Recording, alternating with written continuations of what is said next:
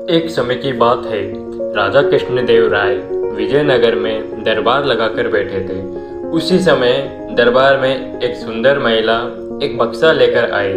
उस बक्से में एक मखमली साड़ी थी, जिसे निकालकर वह दरबार में राजा और सभी दरबारियों को दिखाने लगी। साड़ी इतनी सुंदर थी कि जो भी उसे देखता वह हैरान रह जाता। महिला ने राजा से कहा कि वह ऐसी सुंदर साड़ी बनाती है। उसके पास कुछ कारीगर हैं जो अपनी गुप्त कलाओं से इस साड़ी की बुनाई करते हैं। उसने राजा से निवेदन किया कि अगर राजा उसे कुछ धन दे तो वह उसके लिए भी ऐसी साड़ी बना देगी। राजा कृष्णदेव राय ने महिला की बात मान ली और उसे धन दे दिया।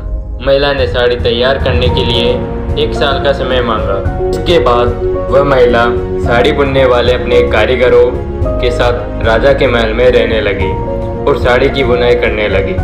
इस दौरान उस महिला व उसके कारीगरों खाना पीना से लेकर तमाम खर्चे राजमहल ही उठाता था। इसी तरह 1 साल का समय निकल गया। फिर राजा ने अपने मंत्रियों को उस साड़ी को देखने के लिए उस महिला के पास भेजा।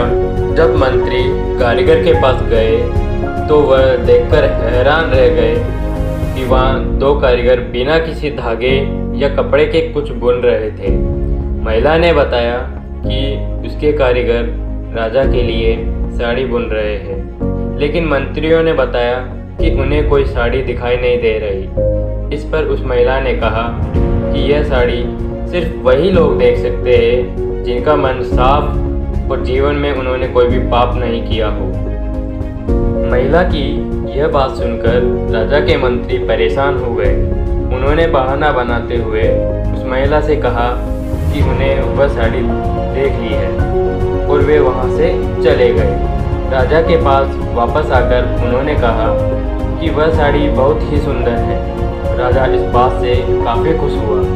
अगले दिन उन्होंने उस महिला को वह साड़ी लेकर दरबार में हाजिर होने का आदेश दिया। वह महिला एक बक्सा लिए हुए अपने कारीगरों के साथ अगले दिन दरबार में आ गई। उसने दरबार में बक्सा खोला और सभी को साड़ी दिखाने लगी।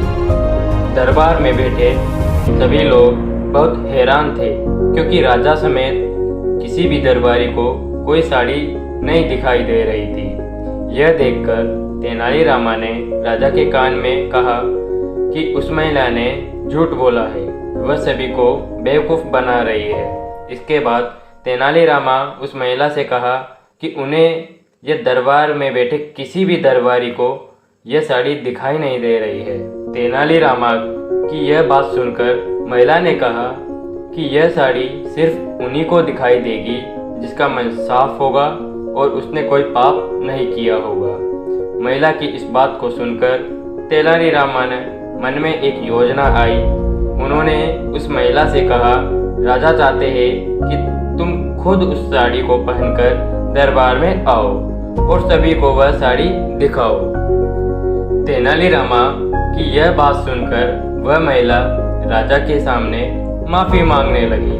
उसने राजा को सब सच सच बता दिया कि उसने कोई साड़ी नहीं बनाई है, वह सबको मूर्ख बना रही थी।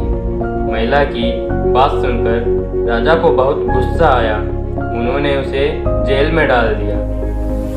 लेकिन जब उस महिला ने बहुत विनती की तो उन्होंने उसे छोड़ दिया और माफ़ करके उसे जाने दिया। साथ ही राजा ने तेनालीरामा की चतुराई की काफ़ी तारीफ की।